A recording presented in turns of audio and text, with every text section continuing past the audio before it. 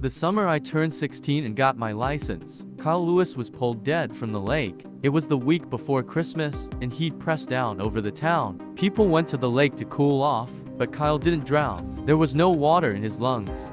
Coming back now, 10 years passed. Like always when I returned to visit my parents, I found myself slowing down when I reached the lake. The turn-off was on the long road which led to their house and then on into town, and I felt myself pulled toward it, as if a magnet lay in the deep center of it, drawing me. I stopped and got out the car and stood there on the side of the road, looking out toward the water, the shimmer of sun on the still surface. The memories rushed back at me. The evenings my father and I spent out in the garage working on the car he'd bought for us to do up together. My sister sobbing at our table and my mother comforting her while my father stood silent. The long days of summer and the police and the rumors people whispered to one another. The swagger of the Ryan brothers around town. And the last day of Kyle's life, recounted to police by those who'd seen him. That day he'd slept until 11. He and my sister Taylor had been up late drinking the night before, and when they woke the empty bottles and glasses were still on the bench. The smell of booze hung in the air of their little house. They lived on the same long road as my parents did, but further into town. I passed their house each day when I biked home from school, dreaming of the day my car would finally be ready for me. Kyle was hungover and he sat on the couch and rolled a cigarette while Taylor made them coffee. She asked him if he wanted anything to eat and he said no, he wasn't hungry. He was quiet and she knew he was worried. He was worried because he owed Dean Ryan and his brother Pete money, and they were getting impatient. When told this, the police wanted to know what he owed them for. Taylor said he bought some car parts off Pete Ryan and hadn't paid him yet, but eventually she told them the truth. By then he'd been found and lay cold in the morgue, and she wasn't worried anymore about what might happen to him. It already had. Kyle drank his coffee and smoked the cigarettes one after the other. Then he showered and pulled on the jeans and navy t-shirt he would die in. He told her he was going to visit a friend and drove out the way he always did, tires squealing, sending up a cloud of dust which hung in the still air. At the Mobile on the corner, he pulled in to buy more cigarettes and an energy drink. While he was stood there, at the counter, Pete Ryan walked in and came up behind him. "I'm coming to collect today," Pete said. That was what the cashier heard him say, and she didn't know what it meant. She said Kyle didn't reply, or if he did, she didn't hear it. Or maybe she knew more, just like we all knew more, and didn't want to get on the wrong side of the Ryan brothers. My dad had gone to high school with them both, in the same year as Dean, who was the oldest, and he said even back then they were raising hell all over town, making a name for themselves. After Kyle left the Mobile, he came to ask my father for money. When he pulled in, Dad and I were out in the garage, tightening the brakes in the car. We'd spent the last 6 months working on it, just like he'd promised it would be. Now that I could drive, it was almost ready. Kyle got out and my dad looked at him, something cold coming over his expression. He stood silent and waited. "Can we talk?" Kyle asked him. They headed inside to the kitchen. A minute later I followed and sidled up to the door, stood silent, hardly breathing. Dad was standing against the bench with his arms folded, Kyle in front of him with desperation sliding off him. "Please, I wouldn't ask you if I had anyone else to go to. I swear to God, I'll pay you back. I just owe Pete for this car I bought off him." My father cut him off with a hard laugh. "That piece of shit you're driving's not worth $500, let alone $5,000. You come here begging me for money, at least have the guts not to lie about why." A liar was one of the things my father despised most, almost as much as he did a man who would hit a woman. My sister's boyfriend was both those things. "All right, but it's not what it sounds like," Kyle said, his tone thin and pleading, a way I'd never heard him speak to my sister. For her he'd never crawled. "I sold some pot for them, and I owe them money from it. It was only a one-time thing. I just got to get square with them." It was a version of the story I'd heard, which was that he'd been selling a long time for them, and he'd only skimmed a small amount, but they'd added interest.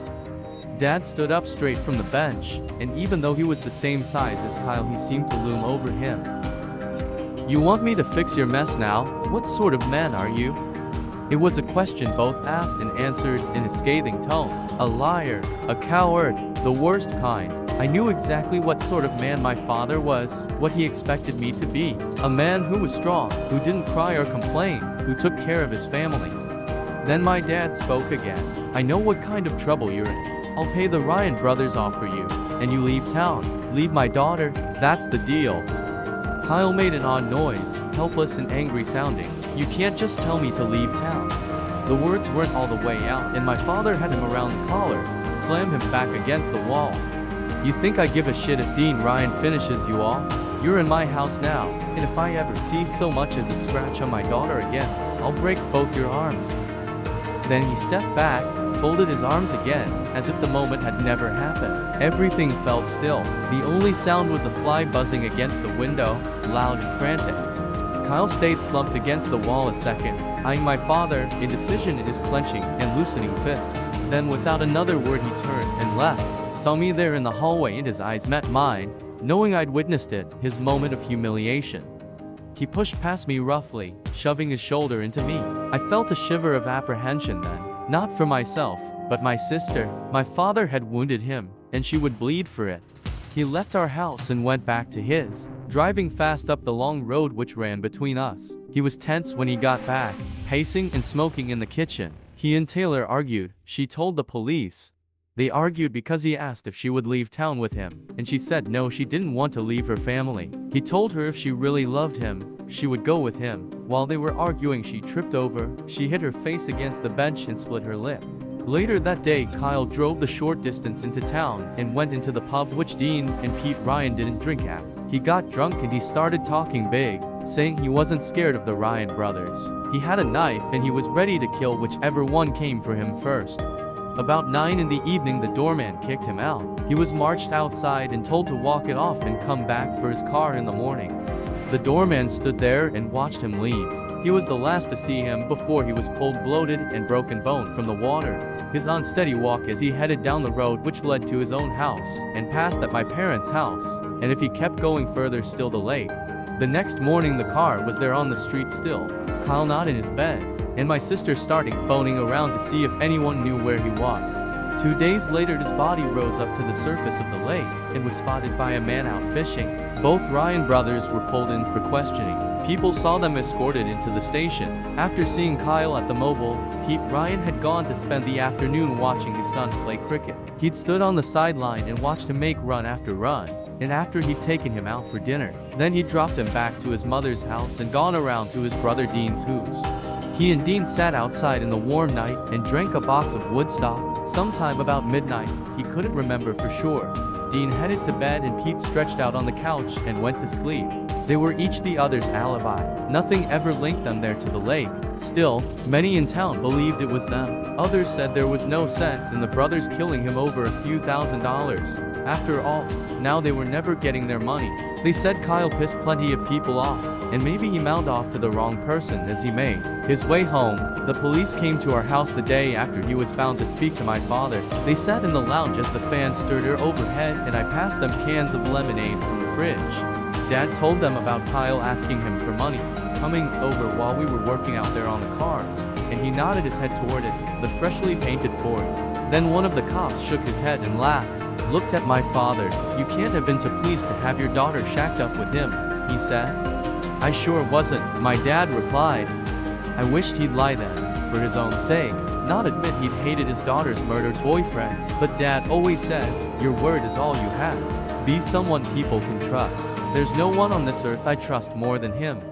It was a story now, a decade later, the haunted lake. Kids who swam out there claimed they felt something grab at their legs under the water. He was always trying to be someone big in town, Kyle Lewis, and eventually he was.